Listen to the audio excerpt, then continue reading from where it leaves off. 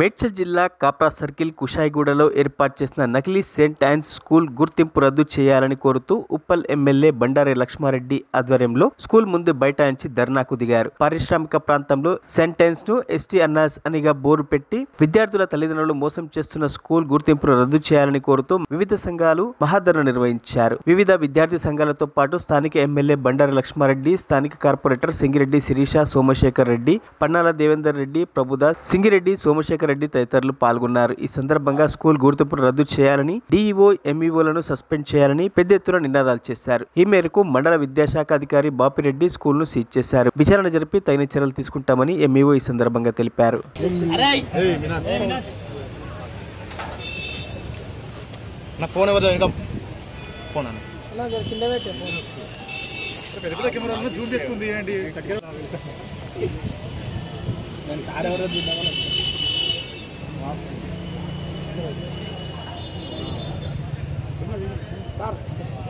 Sir photo photo sir sir one photo और log out करो.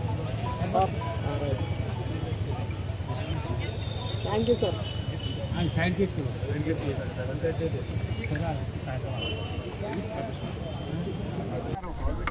Uppal MLA గారి దృష్టికి ఇక్కడ ఒక ఫేక్ స్కూల్ నడుస్తుందని వారి దృష్టికి రావడం జరిగింది.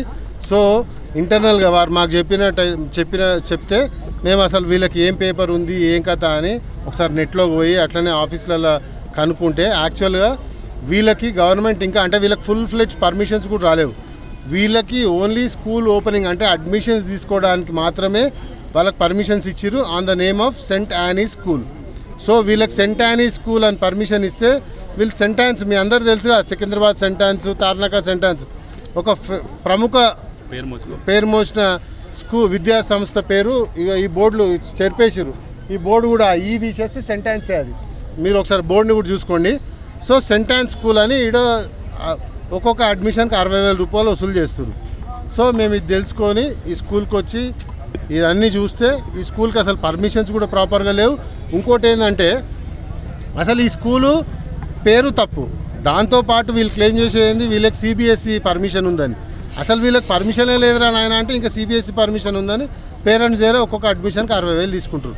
ఇంకోటి ఏంటంటే ప్రముఖంగా ఈడ అధికారులు అంటే ఎంతగా వాళ్ళని కొమ్ము కాస్తారు లేకపోతే వాళ్ళ దగ్గర ఎన్ని డబ్బులు తీసుకుందా అన్న దానికి నిర్ధారణ ఏంటంటే యాక్చువల్గా ఈ స్థలం అంతా ఇండస్ట్రియల్ జోన్.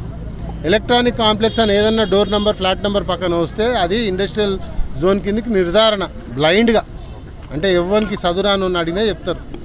కానీ ఇక్కడ వీళ్ళు ఇచ్చిన పర్మిషన్ కాపీలా పాయింట్ నెంబర్ 21 ఉంటుంది. ఏమని, whether this land belongs to residential.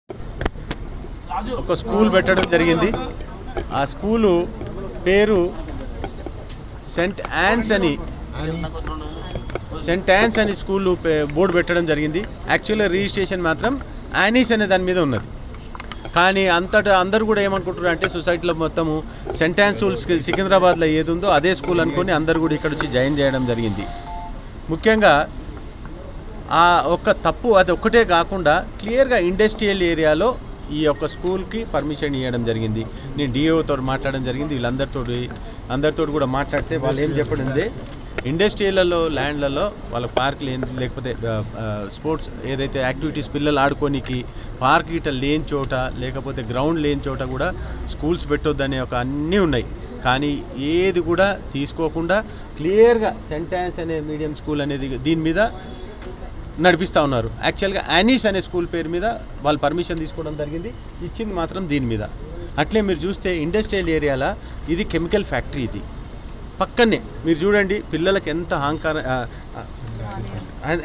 హానిగా ఉంటుందో మీరు ఒక్కసారి అర్థం చేసుకోవాలి అందరు కూడా. ముఖ్యంగా నా రిక్వెస్ట్ ఏంటంటే డిఓ గారికి, ఎన్నో ఇండస్ట్రియల్ ఏరియాలో స్కూళ్ళు ఉన్నాయి మా ఏరియాలో, దయచేసి వాళ్ళకు ఒక గ్రౌండ్ లేదు, పిల్లలు ఆడుకోనికి ఒక ప్లేస్ లేదు, ప్రతి చోట మొత్తం పొల్యూషన్ ఉంది. కాబట్టి సీజ్ చేయాలని చెప్పి మేము అడగడం జరిగింది. డిఓ గారు స్పందించి దీన్ని ఈరోజు స్కూల్ సీజ్ చేస్తున్నారు. మా ఎంబీఓ గారు తన కూడా ఉన్నాడు, ఎంఈఓ గారు కూడా బాపిరెడ్డి గారు ఉన్నారు, వాళ్ళు కూడా చెప్పడం జరిగింది. ఆయన కూడా మాతో రావడం జరిగింది ఇప్పుడు మాతోటి వచ్చి. మరిన్ని అప్డేట్స్ కోసం మా ఛానల్ని సబ్స్క్రైబ్ చేయండి.